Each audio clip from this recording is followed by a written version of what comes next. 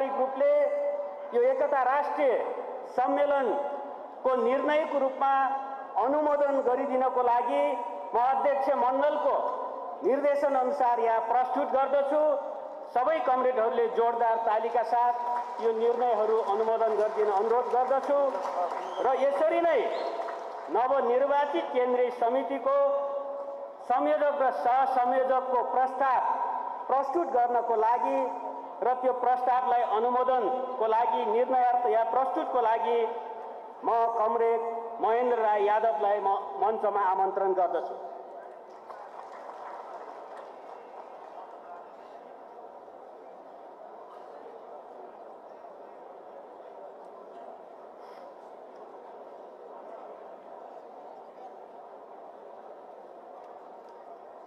उपस्थित कमरेडहरू, नेपाल कम्युनिस्ट पार्टीको केन्द्रीय संयोजक नेपाली कम्युनिस्ट पार्टीको केन्द्रीय संयोजकमा कमरेड पुष्पकमल दाहाल प्रचण्ड र सहसंयोजक कमरेड माधव कुमार नेपाललाई चयन गरियोस्। चयन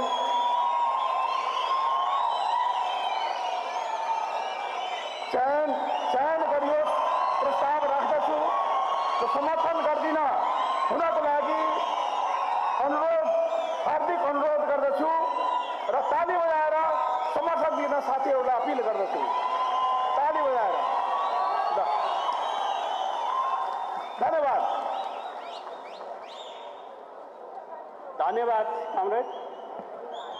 म आफ्नो तर्फबाट पनि नवनिर्वाचित नेपाली कम्युनिस्ट पार्टीका संयोजक कमरेड प्रचण्ड र सहसंयोजक कमरेड माधव कुमार नेपाललाई हार्दिक बधाई तथा शुभकामना व्यक्त गर्दै जोरदार तालीका साथ सबै कमरेडबाट अनुमोदनलाई म हार्दिक अनुरोध गर्दछु।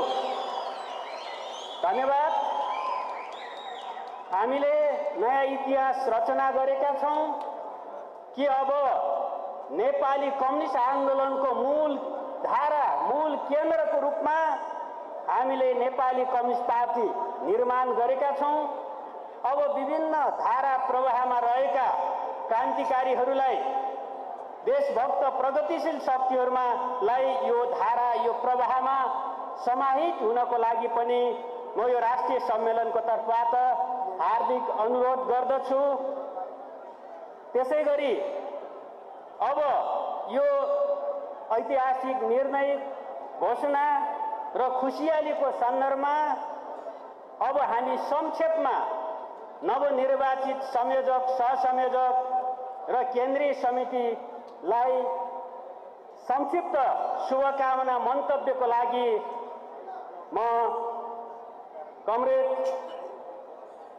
पम्फा भुषाल, जो नेपाली कम्युनिस्ट आन्दोलन र नेपाली महिला आन्दोलनको अग्रणी नेता या नेत्री हुनुहुन्छ, म उहाँलाई शुभकामना मन्तव्यको लागि मञ्चमा आमन्त्रण गर्दछु। कमरेड पम्फा भुषाल।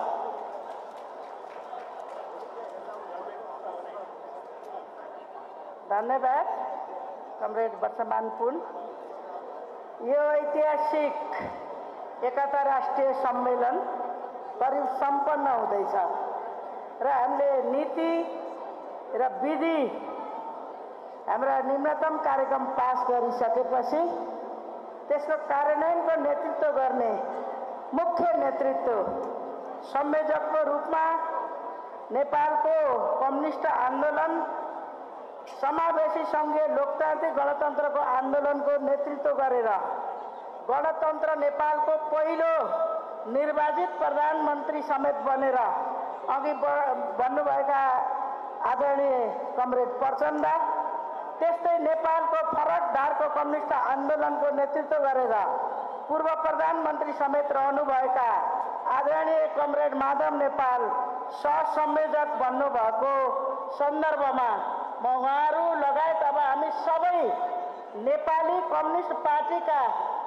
सदस्य बनेका छौँ।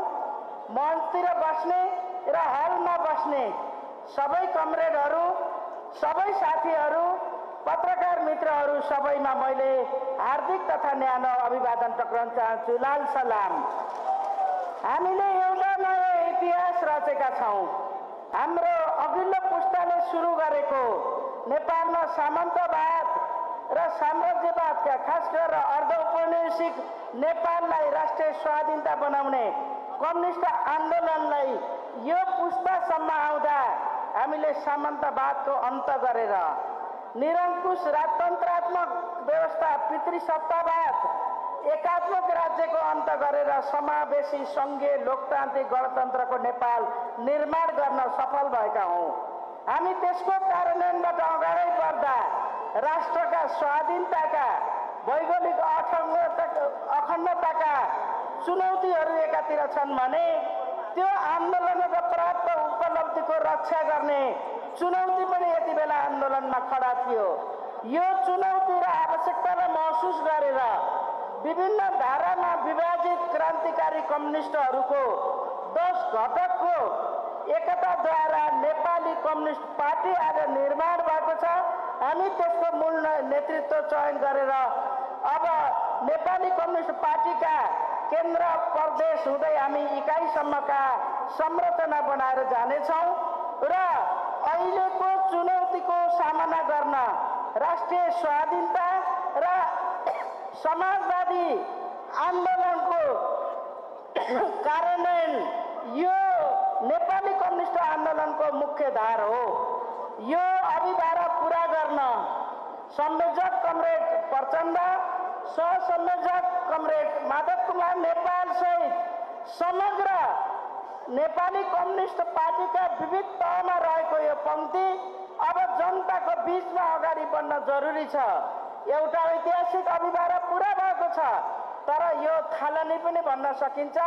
हामीले नेपालमा समाजवादी क्रान्ति सम्पन्न गर्न छरिएर रहेका कम्युनिस्ट पार्टीहरू सच्चा इमानदार कम्युनिस्टहरूलाई समेत अझै एकताको एउटा बृहत एउटा अभियानलाई अगाडि बढाएर नेपालमा एउटै क्रान्तिकारी पार्टी र हाम्रै जीवनमा समाजवादी क्रान्ति सम्पन्न गरेर स्वाधीन राष्ट्र निर्माण गर्ने अभिभारा पूरा गर्न यो नेतृत्व सफल हुनेछ।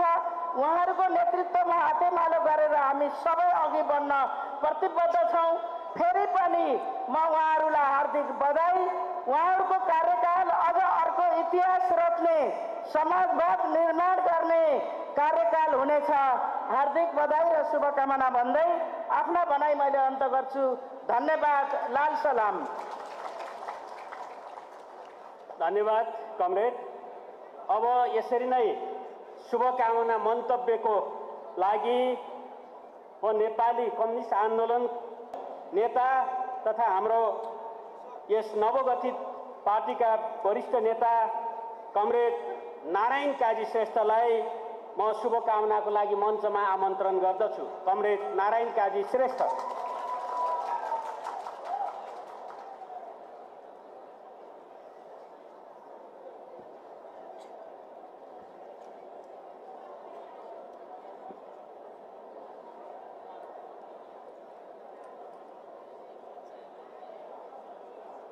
होइन, यो यतापट्टि कुर्सीहरू अलिकति खाली देख्छु। ठुलो सङ्कल्पसहित सङ्घर्ष गर्न तयार भएर एकीकरणमा आउनुभएका कमरेडहरू एकछिन यहाँ कुर्सीमा बस्न थाप्नु भयो र भने मेरो अपिल छ, तपाईँहरू भित्र आइदिनुहोस्। सबै कमरेडहरू जो बाहिर हुनुहुन्छ यहाँ कुर्सीले धान्दासम्म भित्र आउनु म विशेष अपिल गर्न चाहन्छु।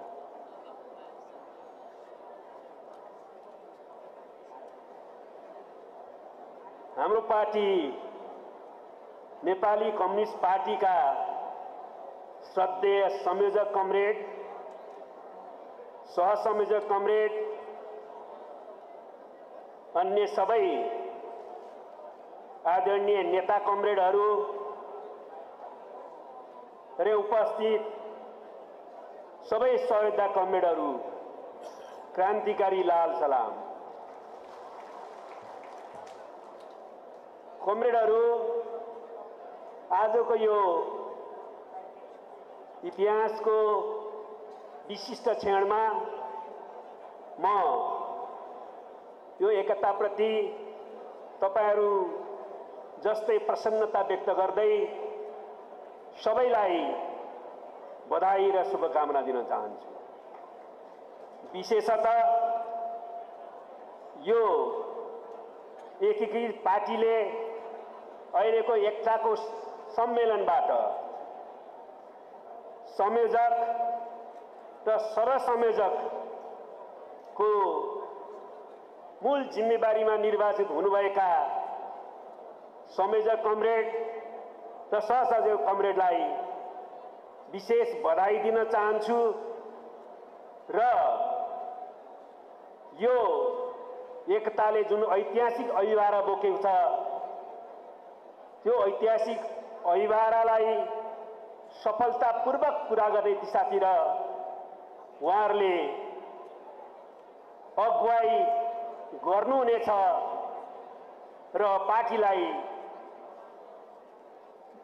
पार्टीको एकता महाधिवेशनको बिन्दुमा पुर्याउँदै त्यस पछाडि पनि आवश्यक भूमिका सहित यो कम्युनिस्ट आन्दोलनलाई नेतृत्व दिइराख्नुहुनेछ भन्ने शुभकामना पनि म व्यक्त गर्न चाहन्छु। कमरेडहरू अहिले संयोजक कमरेड र सहयोजक कमरेडले मूल सम्बोधन गर्न बाँकी नै छ। मैले अहिले सुनेको छु म पछाडि नेपाली कम्युनिस्ट आन्दोलनका वरिष्ठ नेता कमरेड वामदेव गौतमले पनि सम्बोधन गर्दै हुनुहुन्छ। त्यसैले समयको सीमा बुझ्न सकिन्छ। तर पनि यो शुभकामना दिने सन्दर्भमा म बधाई र शुभकामना हामी सबैका लागि किन भन्ने प्रश्नमा केही कुरा संक्षेपमा राख्न चाहन्छु। म लामो विस्तारमा जाने समय छैन।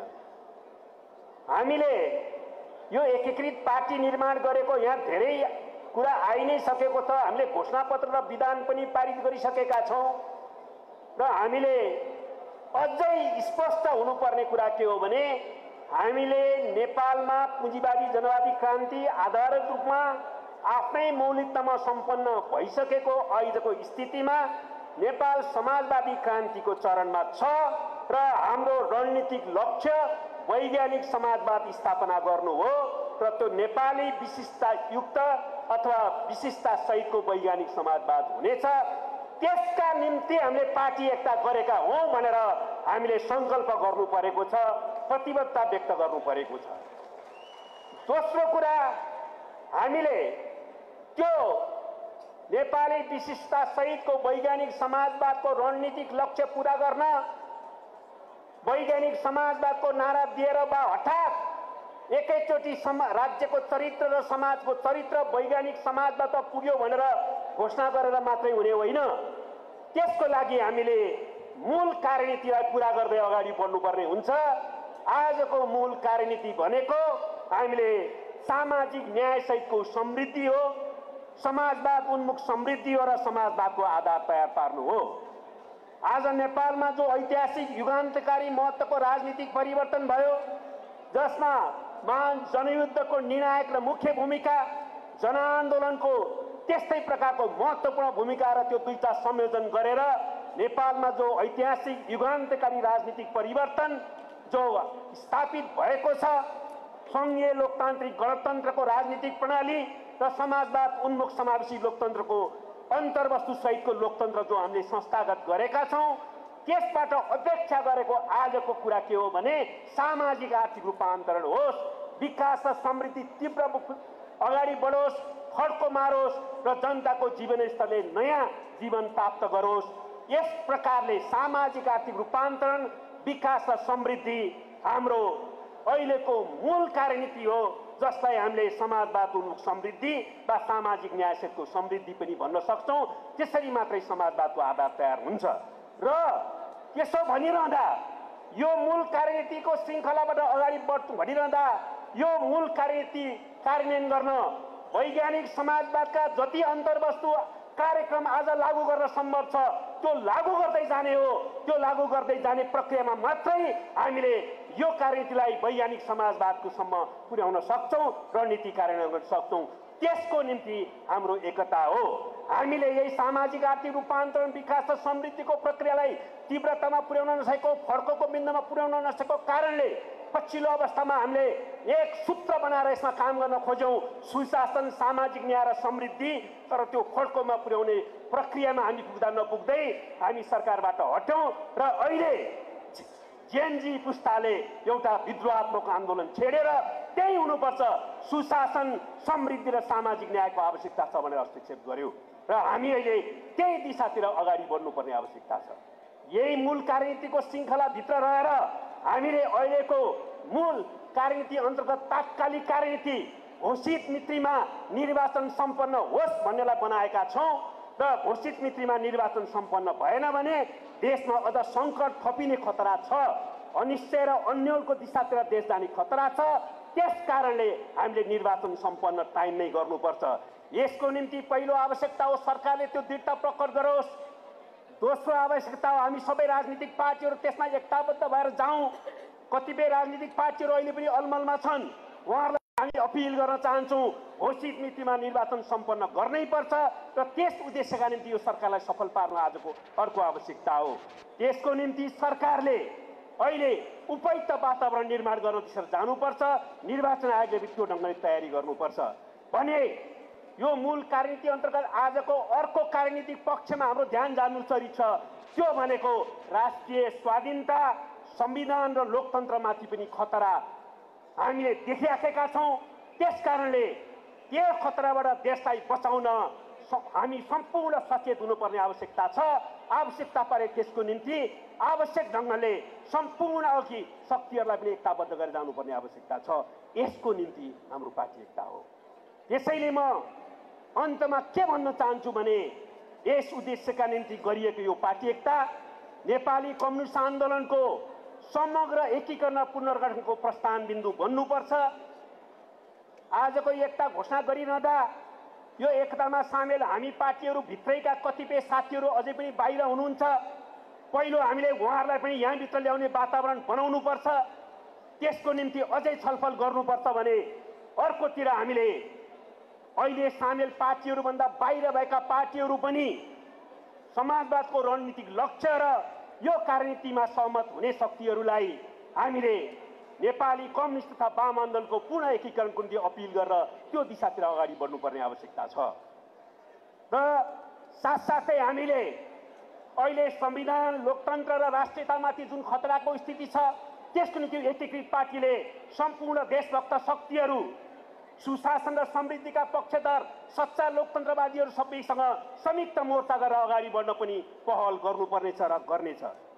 दोस्रो, हामीले अब नेपाली कम्युनिस्ट आन्दोलनलाई एकीकरणलाई यो ढङ्गले प्रस्थान बिन्दुको रूपमा अगाडि बढाएका छौँ भने नेपाली कम्युनिस्ट आन्दोलनको आजको समस्या जो वैचारिक सांस्कृतिक समस्या छ त्यो वैचारिक सांस्कृतिक समस्यालाई पनि समाधान गर्न ठुलो वैचारिक सांस्कृतिक रूपान्तरको अभियान हामीले चलाउनु छ। हामीले हाम्रो उद्देश्य, हाम्रो आदर्शमा धुमिल हुनु हुँदैन, स्खलन नदिनु भएन। वैचारिक सैद्धान्तिक स्तर उठाउनु पर्यो र विचारको अझ विकास गर्नु पर्यो। विधि र पद्धतिमा पार्टी चलाउनु पर्छ। सामूहिकता र संस्थागततामा ध्यान दिनुपर्छ। हामीले सांस्कृतिक रूपान्तरको प्रक्रियालाई अगाडि बढाउनुपर्छ र वर्ग र जनमुखी चरित्र हासिल गर्नुपर्छ। यसको निम्ति व्यापक रूपान्तरको अभियान सञ्चालन गर्नु दोस्रो आवश्यकता छ। त्यसैले एकीकृत पार्टी तर रूपान्तरण सहितको एकीकृत पार्टी आजको आवश्यकता हो। र तेस्रो र अन्तिम कुरा म भन्न चाहन्छु, हाम्रो पार्टीले जेनजी मुद्दाले उठाएको, जेनजी विद्रोहले उठाएको चेतनालाई पनि ग्रहण गर्नुपर्छ। जेनजीले उठाएका मुद्दाहरू जो भ्रष्टाचार विरुद्ध सुशासनको मुद्दा छ, राजनीतिक स्थिरताको मुद्दा छ, राजनीतिक पार्टी र राजनीतिको शुद्धिकरणको मुद्दा र समृद्धिको मुद्दा छ, त्यो मुद्दालाई आत्मसात गर्नुपर्छ र हाम्रो पार्टीको संरचनामा पनि जेनजी सहितका युवाहरूलाई उल्लेखनीय ढङ्गले समावेश गर्ने दिशातर्फ जानुपर्छ। यसो भयो भने हामी निश्चित रूपमा हाम्रो उम्मेदवार पुरा गर्न सक्नेछौँ। त्यसको निम्ति सबैलाई एकपटक शुभकामना दिँदै बिदा हुन्छु। लाल सलाम। धन्यवाद कमरेड। अब यसरी नै शुभकामना मन्तव्यको क्रममा नेपाली कम्युनिस्ट आन्दोलनका वरिष्ठ नेता, हाम्रो पार्टीका पनि वरिष्ठ नेता कमरेड वामदेव गौतम लाई म शुभकामनाको लागि आमन्त्रण गर्दछु। कमरेड वामदेव गौतम।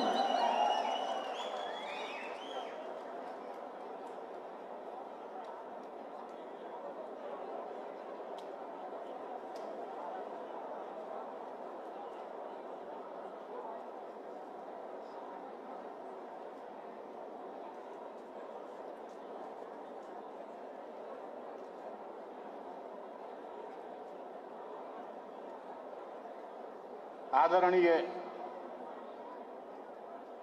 उपस्थित कमरेडहरू र आजको हाम्रो यो उपस्थितिको अध्यक्षता गर्नुभएका हाम्रो पार्टी नेपाली कम्युनिस्ट पार्टीका संयोजक र सहसंयोजक कमरेडहरू, उहाँहरूलाई म हार्दिक शुभकामना दिन चाहन्छु। मलाई धेरै भन्नु छैन, तर मैले दुई तीनवटा विषय यहाँ उठाउनै पर्ने भएको छ। किनभने हामीले नेपालको संविधान 2072 सालमा जारी गर्यौं। त्यो संविधानको सुरुमा नै लेखिएको छ, अब नेपालमा लोकतान्त्रिक मूल्य मान्यतामा आधारित समृद्ध समाजवाद निर्माण गरिनेछ। आज कति वर्ष भयो, हामी कति पटक प्रधानमन्त्री भयौं, हामीले कति पटक प्रधानमन्त्री बनायौं, कति मन्त्री बनायौं, तर हामीले हाम्रो संविधानले व्यवस्था गरेको त्यो प्रस्तावनामा चाहिँ व्यवस्था गरेको त्यो चरित्रको संविधान समाजवाद निर्माण किन भएन? कहिले त्यो निर्माण गर्ने कोसिस गर्नुभयो कि गर्नु भएन? अहिले बोल्दाखेरि मलाई जवाब दिनु होला। संविधानमा लेखिएको छ त्यो नगर्ने, संविधानमा लेखिएको छैन धेरै कुरा भन्ने र अब समाजवादी क्रान्ति गर्ने। त्यो संविधान बनाउँदाखेरि त्यो समाजवादी क्रान्ति गर्ने लेख्न पर्दैन थियो?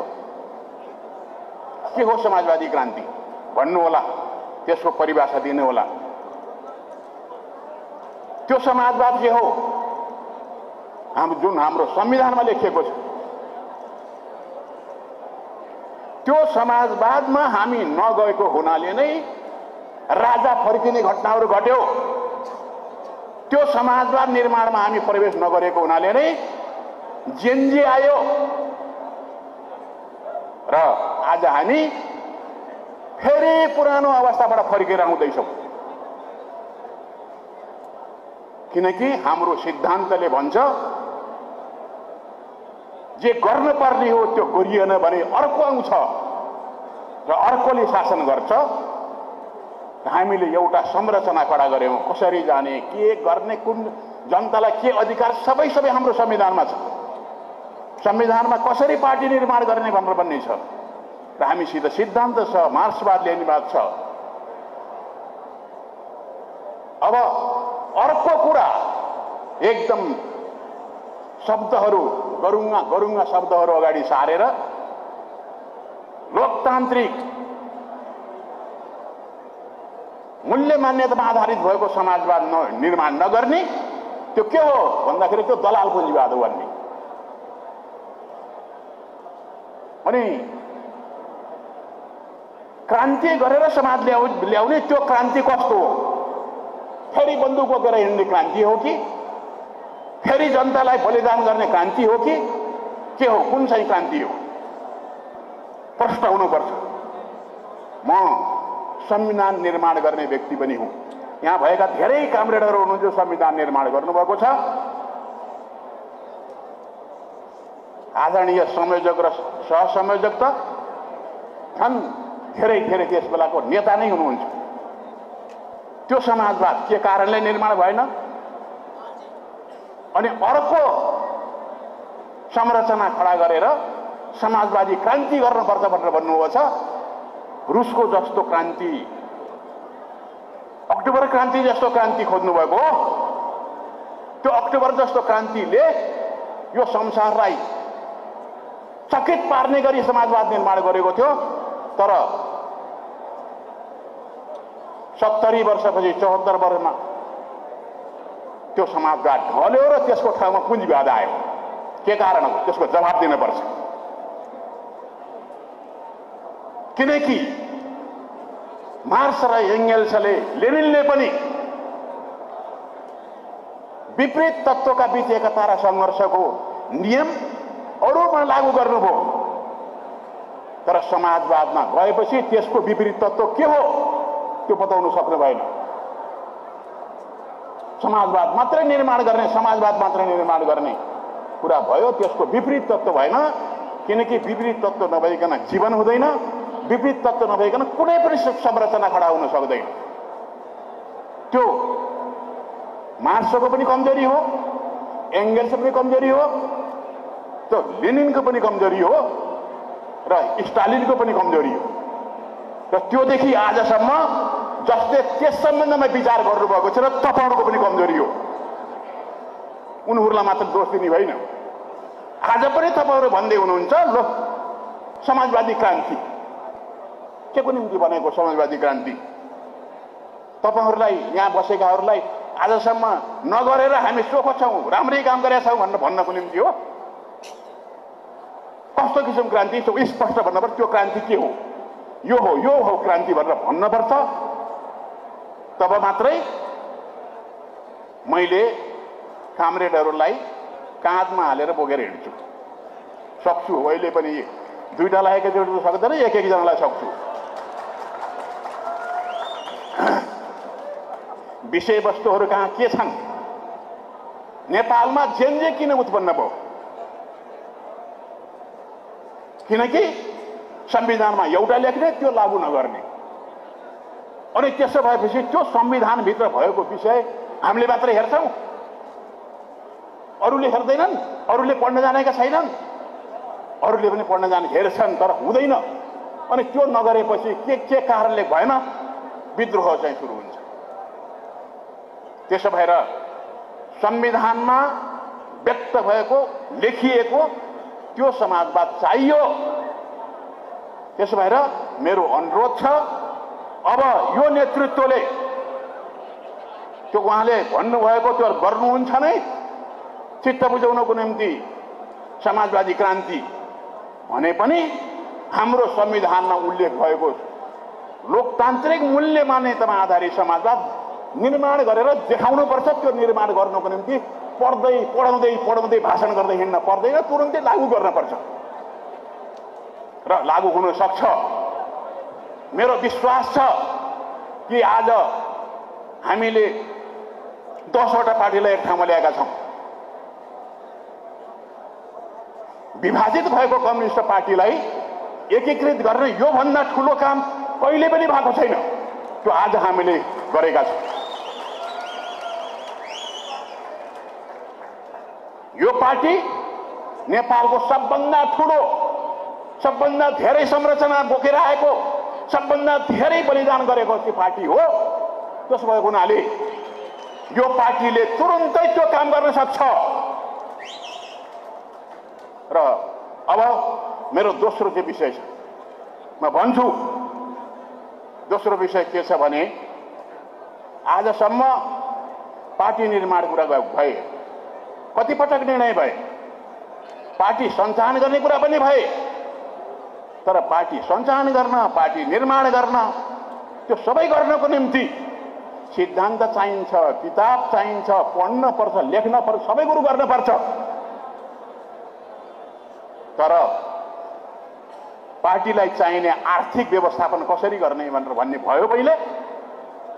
कुनै महाधिवेशनमा पास भएको छ। यो सबै यस्तो छ, यस्तो छ, यस्तो छ, यस्तो छ, सारा लाखौं व्यक्तिहरूलाई जम्मा गर्छौँ। तर पार्टीको आर्थिक स्रोत के हो? पार्टी सञ्चालनको आर्थिक स्रोत के हो? पार्टीमा काम गर्ने नेताहरूको खर्चको स्रोत के हो? जनताको स्रोत के हो? सदस्यहरूको स्रोत के हो? पुँजीपतिहरूसित गएर चन्दा माग्ने अनि पार्टी चलाउने, यस्तो हुँदैन। अब यो पार्टीले सुरु गर्नुपर्छ। हामी उत्पादनमा आधारित पार्टी निर्माण गर्छौं। उत्पादनमा आधारित पार्टी। प्रत्येक नेताले कुनै न कुनै संरचनामा वर्षमा 1 महिना, महिनामा 5 दिन भए पनि काम गर्नु हुनु छ र काम गरे बापत ज्याला लिनु हुनु छ। त्यो ज्यालाले आफ्नो खर्च चलाउनु हुनु छ। यो सक्नुहुन्छ कि सक्नुहुन्न? यसो गर्न सक्नुहुन्न? किनकि यसपटक हामीसँग झन्नै 2000 केन्द्रीय कमिटीका सदस्य हुनुहुन्छ। 12-13 लाख पार्टी सदस्यहरू हुनुहुन्छ जो देशभरि रहनु भएको छ र यहाँ पनि कति आउनु भएको छ। यो शक्तिलाई तपाईँले प्रयोग गर्नुभयो भने 753 पालिकामा बजार विकास गर्न सकिन्छ। 6743 वडामा, प्रत्येक वडामा 5 वटा उत्पादन समूह निर्माण गर्न सकिन्छ र यो सधैँभरि 6 महिनामा सरकार परिवर्तन गर्ने, महिनामा परिवर्तन गर्ने सिस्टम, राज्य सञ्चालनको शासन, यो शासन प्रणालीलाई समाप्त गरेर प्रत्यक्ष निर्वाचित राष्ट्रपति प्रणाली चाहिँ कायम गर्नुपर्दछ र पूर्ण समानुपातिक निर्वाचन प्रणाली लागू गर्नुपर्छ। त्यसो भयो भने हामी अगाडि बढ्न सक्छौं। र मेरो अनुरोध छ तपाईहरुलाई सबैलाई विनम्र अनुरोध यतातिर छ कि पास गरिदिनुहोस्। जनता यो साथ दिन तयार छ। अहिले हामीसँग 10-12 लाख पार्टी सदस्यहरू छन्। अब हामी जनताको बीचमा गयौं भने 6 महिनामा त्यो बढेर 20 लाख पुग्नेछ, 1 वर्षमा त्यो 50 लाख पुग्नेछ र पार्टी सदस्यको संख्या 1 करोड पुग्नेछ। पार्टी सदस्य र जनताको समर्थनको पिर नगर्नुहोस्। हामी बलिदान तयार हुने हो भने हाम्रो बाटोमा हिँड्नेहरू धेरै तयार छन् जो आउन सक्छन्। मैले यो यहाँ मात्रै भनेको छैन। 8 पार्टीको पहिलो एकीकरणको दिन अस्ति मैले त्यहाँ पनि भने, कमरेडहरू तपाईहरुले भनिदिनु होला। आज म सम्झाएको छु 2टा कमरेडहरूलाई कि उत्पादनमा आधारित कम्युनिस्ट पार्टी निर्माण गर्ने काम हामीले गर्ने छौं भनेर चाहिँ हामीले भन्नुपर्दछ र हाम्रा नेता कार्यकर्ता सबैले आफूले काम गरेको पैसाबाट आफ्नो जीविका सञ्चालन गर्ने ठाउँमा पुग्नै पर्छ। त्यसो गरियो भने कसैले दोष लगाउन सक्दैन। हामीले हाम्रो देशलाई साँच्चैकै समाजवादमा लिएर जान सक्छौं। मैले चित्त दुखाए आलोचना गर्नु होला। जति पनि आलोचना सहन सक्छु, तर काम गरिदिन पर्छ। मैले भनेको लागू गरिदिनुहोस्। मलाई त बलिदान हुनुपर्छ भने म खुसी बलिदान हुन तयार छु। तर यो काम जो मैले भनेको छु यहाँ, त्यो तपाईले गरिदिनुहोस्। त्यसको नेतृत्व गर्नुहोस्। सधैँभरि किताब पढेको छ, लेखेको छ, त्यही बोकेको छ, हिँडेको छ। समाजवाद बोकेको झोलामा छ, समाजवाद झोलामा छ। समाजवाद यहाँ आउनु पर्यो, खेतमा आउनु पर्यो, बारीमा आउनु पर्यो। समाजवाद के हो? समाजवाद गुमराह राख्ने हो। सामूहिक उत्पादन, सामूहिक स्वामित्व हो। सामूहिक उत्पादन सुरु गर्नुपर्छ र त्यहाँ समाजवाद हुन्छ। त्यो समाजवाद हामीलाई चाहिएको छ। त्योदेखि बाहेकहरू धेरै समाजवाद के कति छन्, ती समाजवाद पनि लागू गरे हुन्छ। नरिसाउनु होला, मलाई पनि धन्यवाद दिनु होला। सम्झना गर्नुभयो। लाल सलाम छ, लाल सलाम कमरेडहरू। धन्यवाद वरिष्ठ नेता कमरेड वामदेव गौतमलाई। अब हामी शुभकामनाको क्रम पनि सम्पन्न गरेका छौँ। करिब करिब अन्तिमतिर हामी आइरहेका छौँ। यस क्रममा नवगठित नेपाली कम्युनिस्ट पार्टीका नवनिर्वाचित सहसंयोजक कमरेडतिर जाँदैछौँ। नेपाली कम्युनिस्ट आन्दोलनमा चिरपरिचित अग्रणी नेतृत्व कमरेड मदन भण्डारीको निधनपछि झापा आन्दोलनको विरासत हुँदै कोके माले हुँदै एमाले र एउटा राष्ट्रिय शक्तिको रूपमा सुदृढ शक्तिको रूपमा नेकपा एमाले निर्माणको नेतृत्व गर्नुभएका कमरेड, त्यसैगरी विगतमा नेकपा निर्माणको क्रममा महत्त्वपूर्ण भूमिका खेल्नुभएका कमरेड, त्यस अगाडि नेपालको जनयुद्ध र जनआन्दोलनलाई एकीकृत गर्ने ऐतिहासिक 12 बुँदे सहमति जनआन्दोलन शान्ति सम्झौतामा नेतृत्वदायी भूमिका खेल्नुभएका अग्रणी कमरेड, नेपाली कम्युनिस्ट आन्दोलनका शीर्ष व्यक्तित्व कमरेड नवनिर्वाचित हाम्रो पार्टीका सहसंयोजक आदरणीय कमरेड माधव कुमार नेपाललाई मन्तव्यको लागि मञ्चमा आमन्त्रण गर्दछु। श्रद्धेय कमरेड माधव कुमार नेपाल।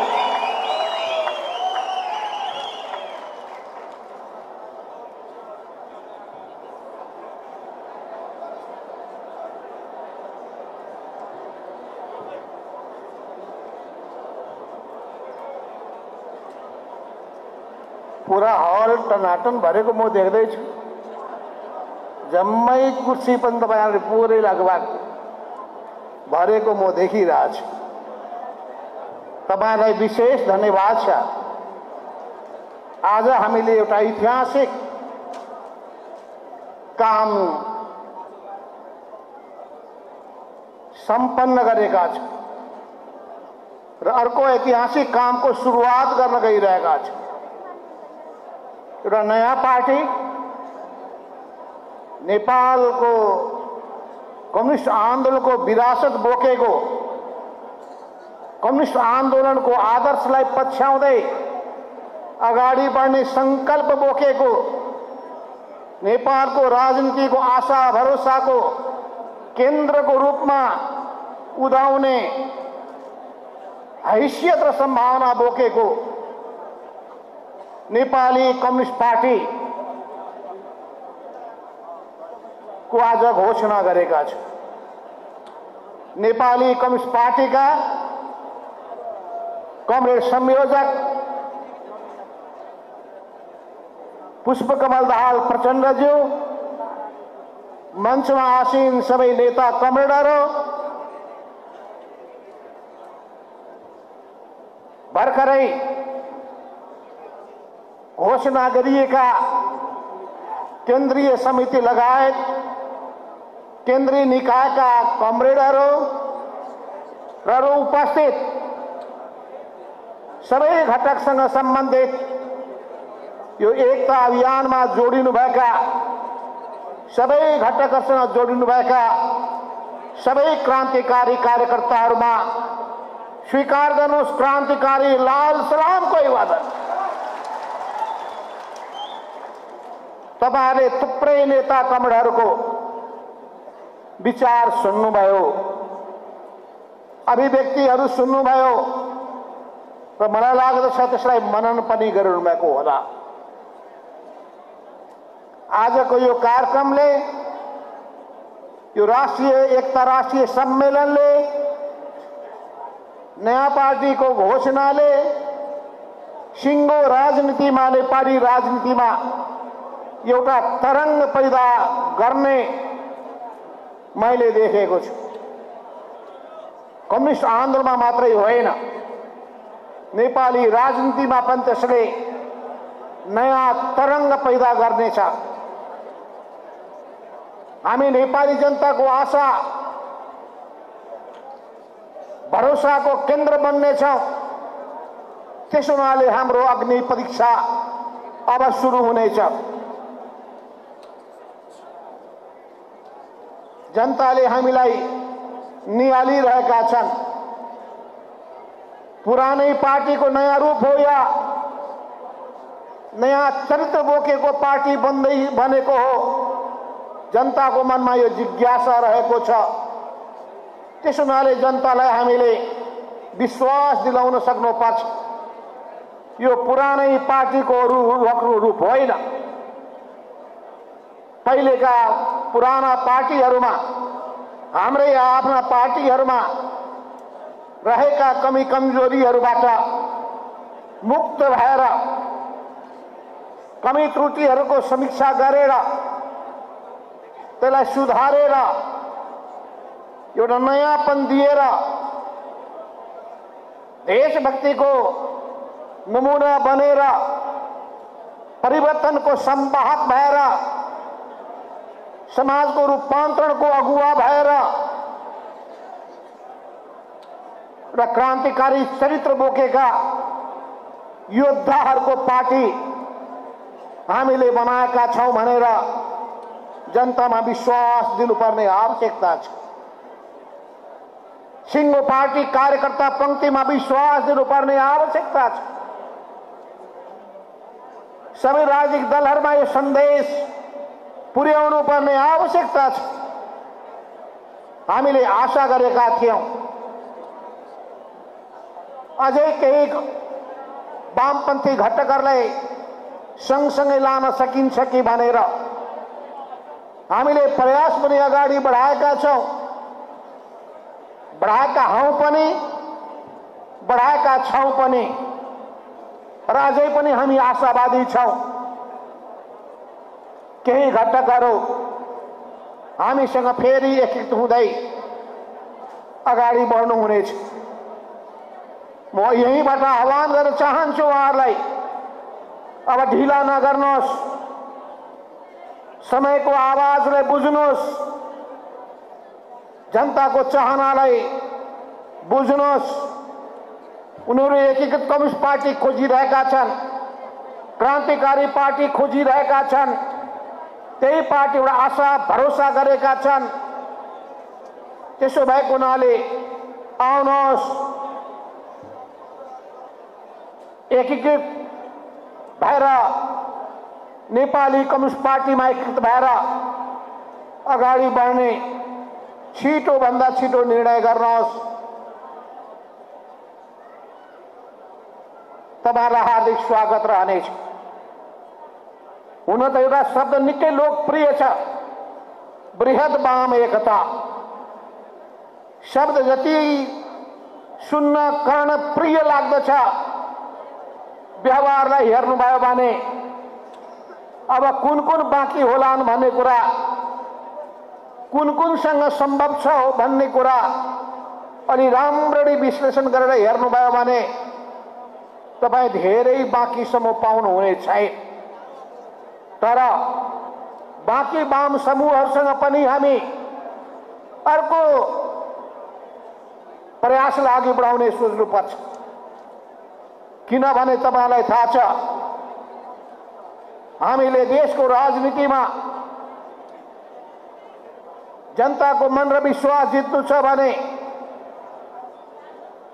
देशका समस्याहरूको पहिचान गरेर त्यो समस्यालाई हल गर्नका लागि अगाडि बढ्नु छ भने सबै देशभक्त शक्तिहरूलाई गोलबन्द गर्ने जिम्मेवारी पनि हाम्रै हो। देशको सार्वभौमिकताको पनि रक्षा, स्वतन्त्रताको रक्षा, स्वाभिमानको रक्षा, देशको हितको रक्षा गर्नु छ भने सबै इमानदार देशभक्तहरूलाई हाते मालो गर्दै अघि बढ्नका लागि उत्प्रेरित पनि गर्ने र सँगसँगै लिएर जाने काम पनि गर्ने हो। त्यसैगरी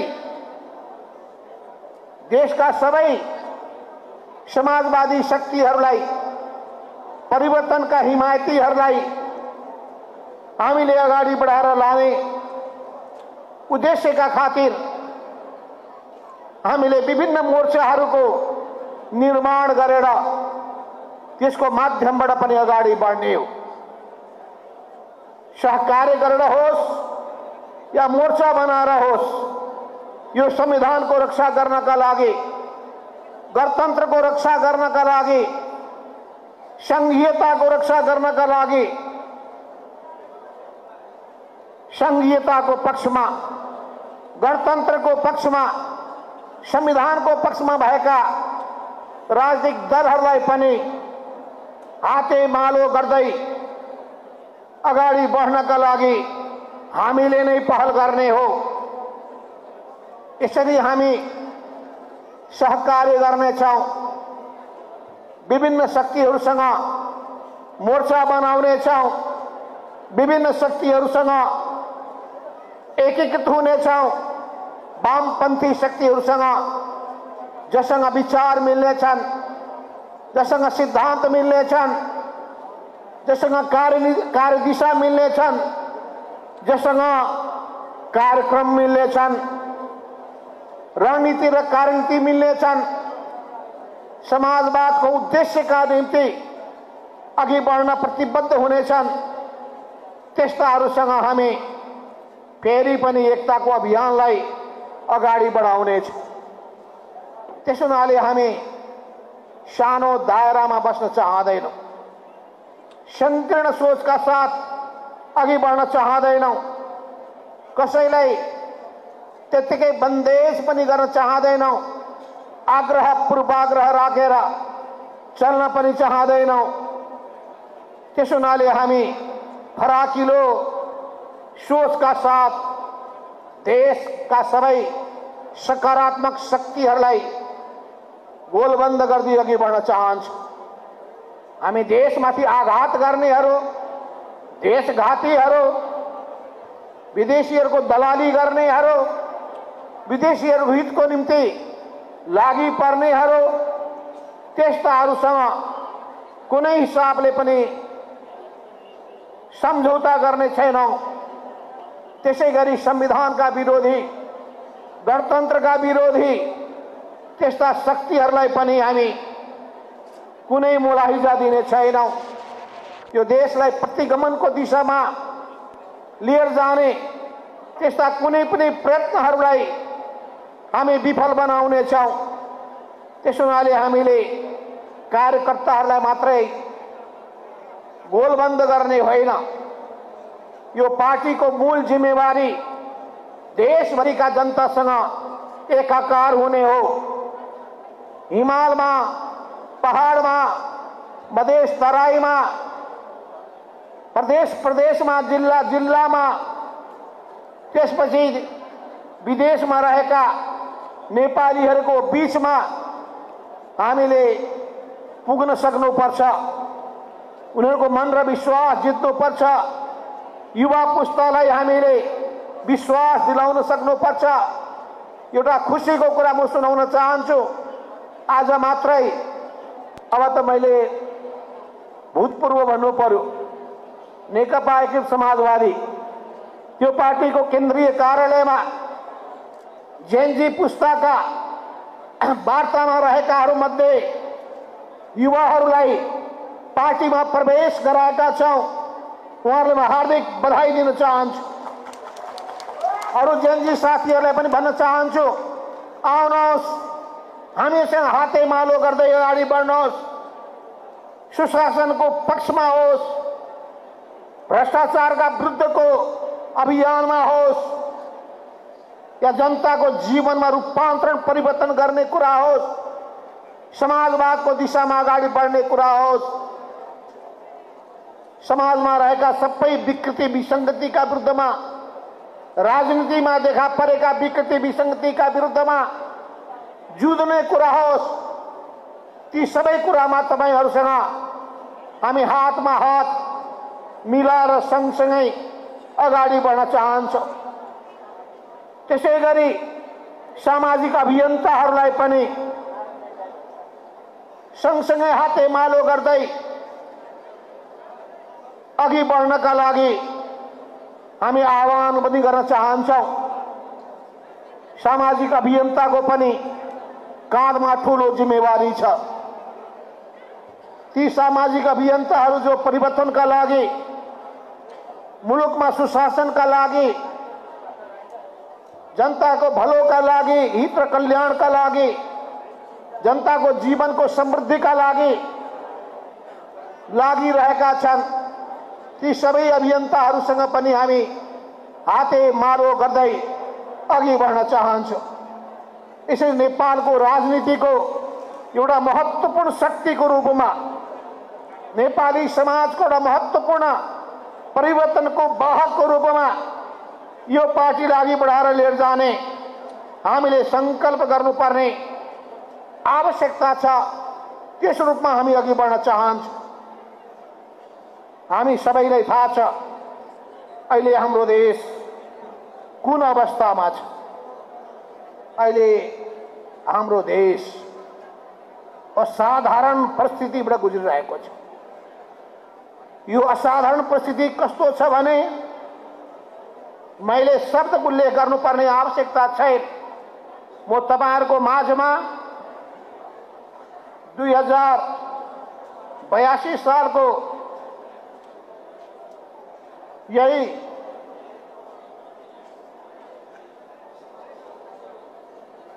अस्ति भर्खरै भदौको 27 गते राष्ट्रपतिज्यूले जारी गर्नुभएको एउटा वक्तव्यको केही अंश सुनाउन चाहन्छु। उहाँले भन्नुभएको छ, अत्यन्त असहज, विषम र भयपूर्ण परिस्थितिमा कठिन प्रयत्न पश्चात एउटा शान्तिपूर्ण निकास निस्किएको छ। बडो जुक्तिले प्राप्त गरेको यो अवसर, बडो जुक्तिले प्राप्त गरेको यो अवसरको सदुपयोग गर्दै र आफैमा सम्हालिँदै सबै सुध्रिँदै सबै सच्चिँदै जनताको मन र विश्वास जित्दै अगाडि बढ्नुपर्ने आवश्यकता रहेको छ।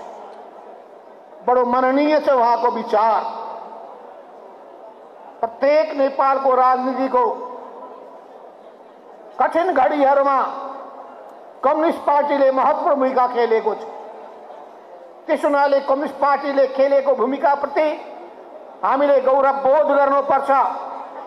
हामी कर्ण पुष्पलालको उत्तराधिकारी हौं।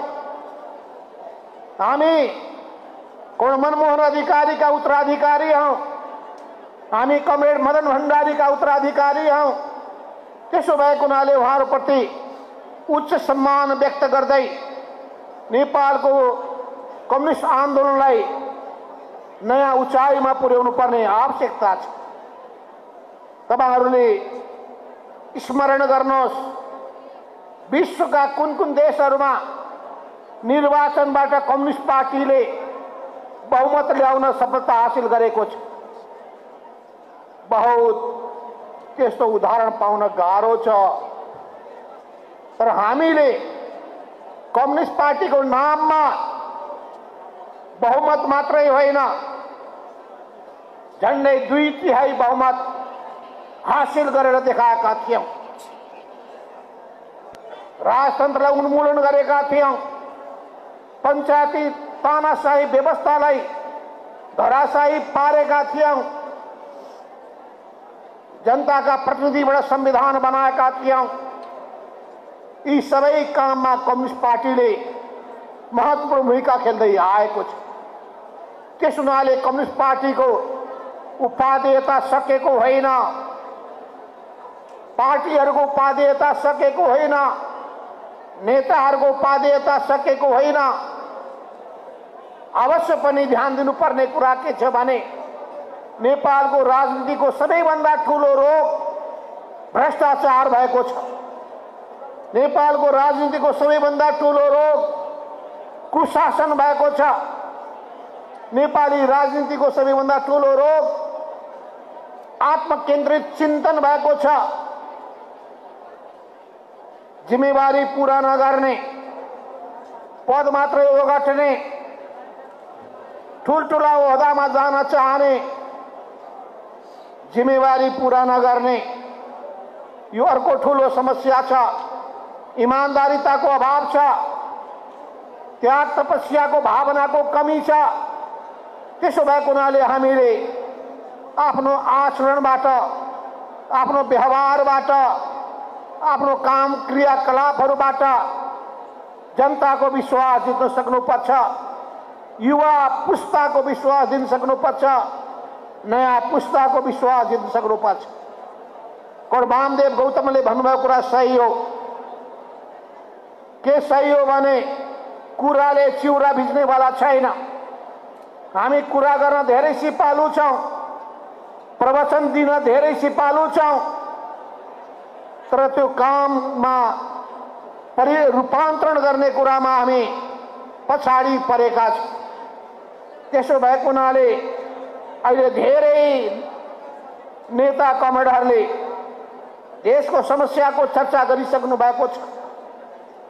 चाहे रोजगारीको कुरा होस्, चाहे उत्पादनको कुरा होस्,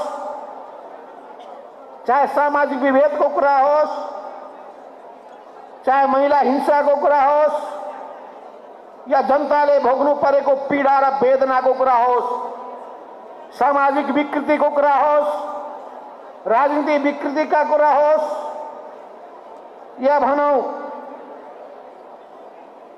कृषि क्षेत्रमा, उद्योगको क्षेत्रमा, जलविद्युतको क्षेत्रमा, पर्यटनको क्षेत्रमा, विज्ञान र प्रविधिको क्षेत्रमा, शिक्षा र स्वास्थ्यको क्षेत्रमा, अनि त्यसै गरी अध्ययन अनुसन्धानको क्षेत्रमा, अनि सबै सन्दर्भमा जसरी ध्यान केन्द्रित गर्नुपर्ने हो, देश बनाउने हुटहुटी, देश बनाउने संकल्प, देश बनाउने विश्वास जसरी हुनुपर्ने हो, ती सबै कुरामा कमी रहेका छन्, कमजोरी रहेका छन्।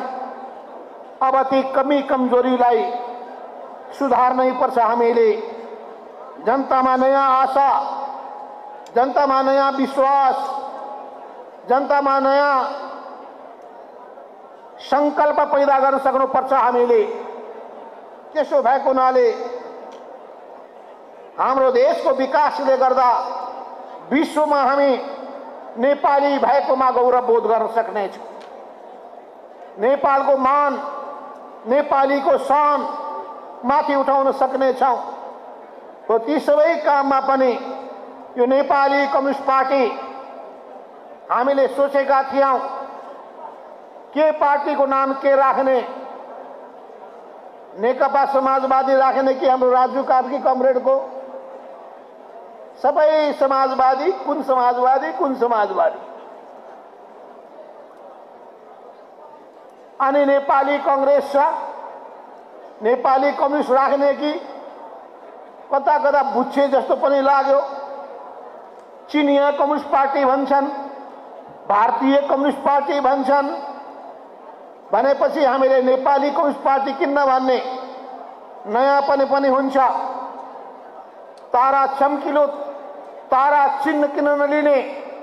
बृहत छलफलपछि हामी यो दुईटा निष्कर्षमा पुगेका। रागी समाजवादको व्याख्या भइसकेको छ। समाजवादका पनि अनेक थरी कुराहरू पनि छन्, हामी बहस गर्दै गरौँला। तर मूल कुरा के हो भने सामाजिक न्यायको प्रत्याभूति हुनुपर्छ, समानतापूर्ण समाजको स्थापना हुनुपर्छ।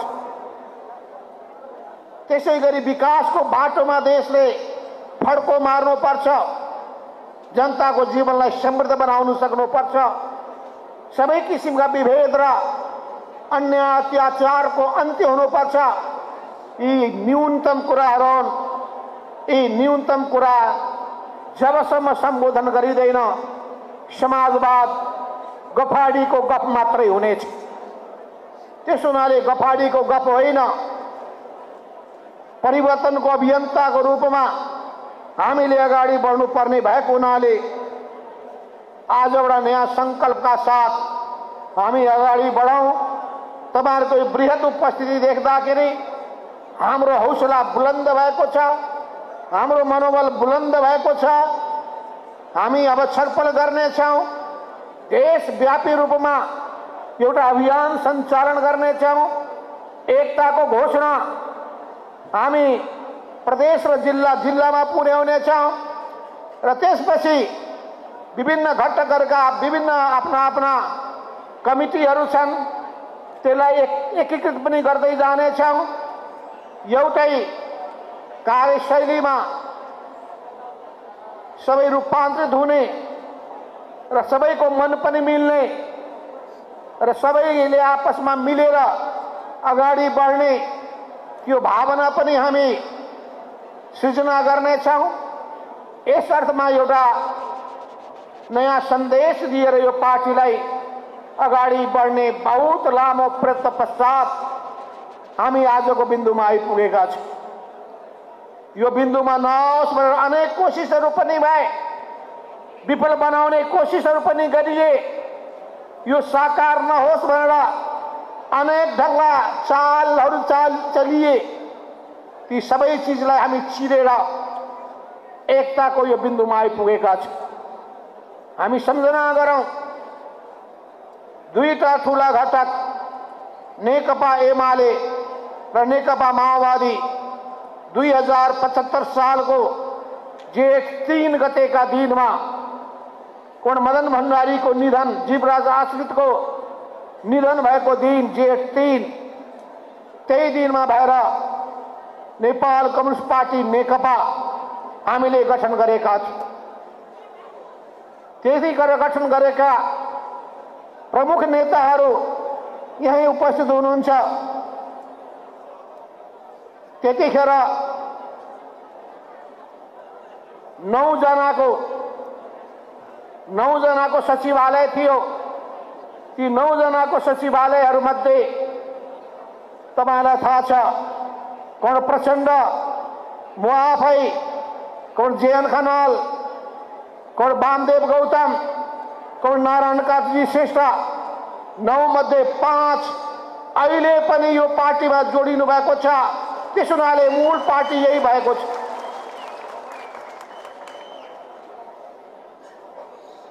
त्यस हुनाले विगतमा हामीले गरेको एकता अनि विगतको एकताको प्रयास बीचमा विफल भएको अनुभव, यो सबैको आधारमा पनि अनेकले अनेक टिप्का टिप्पणी गरिरहेका छन्। त्यस हुनाले विगतका अनुभवको पनि समीक्षा गर्नुपर्छ। यो नीति नदोहोरियोस् भन्ने कुरामा पनि सजग हुनुपर्ने आवश्यकता छ। प्रत्येक घटकका साथीहरूलाई कुनै हिसाबले पनि अपमान नहोस् भन्ने कुरामा त्यतिकै ध्यान दिनुपर्ने आवश्यकता छ र यस अर्थमा हामी उदार भएर नै अगाडि बढ्नेछौँ, बढ्न गइरहेका पनि छौँ। यस बीचमा धेरै प्रयासहरू गरिए। स्वयं हामीले समाजवादी मोर्चा बनायौँ। नेकपा माओवादी र नेकपा नेपाल कम्युनिस्ट पार्टी एकीकृत समाजवादी दुईटाको पहलमा हामीले समाजवादी मोर्चा बनाएका थियौँ। यो समाजवादी मोर्चा बन्न हुँदैन भनेर पनि धेरै कोसिस गरिएको थियो, तर त्यसलाई हामीले विफल बनाइदियौँ। समाजवादी मोर्चा बनायौँ। यो समाजवादी मोर्चालाई प्रदेश र जिल्लामा पनि लान खोजेका थियौँ। हाम्रो चाहना अनुसार तलसम्म बनाउन सकिएन, र देशव्यापी रूपमा सन्देश दियौँ र यो मोर्चाले आफ्नो औचित्य पुष्टि पनि गर्यो। सुरुको कालमा जसपा उपेन्द्र महतो उहाँ साथमा आउनुहुन्थ्यो। पछिल्लो समयमा नेकपा विप्लव कमरेड साथमा रहनु भएको हो। त्यस हुनाले समाजवादी मोर्चालाई फेरि हामीले अगाडि बढाउनु पर्ने आवश्यकता पर्छ। यस मामिलामा हामीले नकारात्मक हुनुपर्ने कुनै आवश्यकता छैन। समाजवादी मोर्चाले कम्युनिस्ट आन्दोलनलाई, समाजवादी आन्दोलनलाई अघि बढाउन सहयोग नै गर्छ। जनतामा चेतना र जागरण पैदा गर्नका लागि सहयोग नै पुर्याउँछ। विभिन्न घटकका कार्यकर्तालाई उत्साहित बनाउनका लागि पनि त्यसले भूमिका नै खेल्छ। त्यस हुनाले हामी विगतका अनुभवहरू, विगतका राम्रा अनुभवहरूलाई निरन्तरता दिँदै अगाडि पनि बढ्नेछौँ। मैले तपाईँलाई फेरि पनि भन्न चाहन्छु, कि आत्मविश्वासका साथ अगाडि बढ्नुहोस्, कुनै किसिमको निराशाको शिकार नहुनुहोस्। गरी खाने मान्छेमा आत्मविश्वास हुन्छ, केही गर्न नसक्ने मान्छेहरू निराश हुन्छन्, निराशाको मात्रै प्रचार गर्छन्, केही भएन मात्रै भन्छन्। यस्ता भाष्यलाई खण्डन पनि गर्नुहोस्। अवश्य पनि सोचे जति चाहे जति भएको छैन त्यसलाई पनि स्वीकार गरौँ, भएका कुरालाई स्वीकार गरौँ, नभएका कुरालाई पनि स्वीकार गरौँ, भएकाहरूको उच्च मूल्याङ्कन गरौँ, नभएकाहरूको निम्ति आत्मालोचना गरौँ र आगामी दिनमा हामी कमी कमजोरी सुधार गरेर अगाडि बढ्नेछौँ। यो विश्वास जनतामा दिलाउँ। यसै सन्दर्भमा अब चुनाव आउँदैछ। चुनावको सन्दर्भमा पनि हामीले अगाडि बढ्नुपर्ने हुन्छ। वर्तमान सरकारलाई पनि हामीले सहयोग गर्नुपर्छ। अहिले सम्माननीय प्रधानमन्त्री सुशीला कार्कीज्यूलाई म यही मञ्चबाट भन्न चाहन्छु, तपाईँ दृढताका साथ संविधानको रक्षा गर्दै अगाडि बढ्नुहोस्। समयमा निर्वाचन सम्पन्न गर्ने गरी धाँधली रहित, स्वतन्त्र, निष्पक्ष र शान्तिपूर्ण ढङ्गले निर्वाचन सम्पन्न गर्ने गरी, प्रतिसभाको निर्वाचन सम्पन्न गर्ने गरी अगाडि बढ्नुहोस्। अनि निर्वाचन सम्पन्न भइसकेपछि प्रतिसभाले संविधान निर्माणको 10 वर्षको अनुभवको समीक्षा गरेर संविधानमा संशोधन गर्नुपर्ने आवश्यकता पनि छ। त्यसका कतिपय पक्षहरू हामीले सुधार गर्नुपर्ने आवश्यकता छ। त्यसमा पनि हामी पार्टीमा बृहत छलफल गर्नेछौँ। त्यसैगरी जनताको माझमा पनि बृहत छलफल गर्नेछौँ। संसारका राम्रा अनुभवहरू हामी लिनेछौँ, तर संसारले भुक्तभोगी भएको कुराहरूलाई दोहोऱ्याउने काम गर्ने छैनौँ। त्यस हुनाले धेरै भए निरङ्कुशतावादी प्रवृत्तिहरू ती कसरी जन्मिँदा रहेछन्, कसरी हिटलरहरू जन्मिँदा रहेछन्, कसरी निरङ्कुश प्रवृत्ति हावी हुँदो रहेछ, यी सबैको पनि राम्रो समीक्षा गरौँ। देशको वर्तमान परिस्थितिलाई राम्ररी घमेर हेरौँ, भावनामा बग्ने काम नगरौँ, देशको यथार्थलाई बुझेर अगाडि बढौँ। हामी त्यही हिसाबले हाम्रो देशलाई अघि बढाउनका लागि अझै सुन्दर संविधान, अझै परिमार्जित संविधान बनाउनका लागि तयार छौँ पनि, हुनु पनि पर्छ। यस अर्थमा हाम्रा सामु रहेका यी अनेक अभिभाराहरू छन्। राष्ट्रियताको रक्षाको अभिभारा, संविधान संशोधनको अभिभारा, तत्कालका लागि निर्वाचन सम्पन्न गर्ने अभिभारा, अनि गणतन्त्रको रक्षा गर्ने अभिभारा, अनि त्यसपछि यो मुलुक राम्रो दिशामा अगाडि बढोस् भन्ने, समाजको राम्रो ढङ्गले आर्थिक, सामाजिक, सांस्कृतिक रूपान्तरण हुन सकोस्। नयाँ पुस्ताका व्यक्तिहरू सुसंस्कृत पनि हुन्, योग्य पनि हुन्, सक्षम पनि हुन्, जिम्मेवार पनि हुन्, उत्तरदायी भएर अगाडि बढुन्। त्यस हिसाबले उनीहरूलाई हामीले तयार गर्नुपर्ने पनि आवश्यकता छ। यी सबै सन्दर्भमा हाम्रो पार्टीले आफ्नो तर्फबाट सक्दो भूमिका खेल्ने विश्वास समेत दिलाउँदै म आफ्नो भनाइ यही टुङ्ग्याउन चाहन्छु। धन्यवाद। लाल सलाम।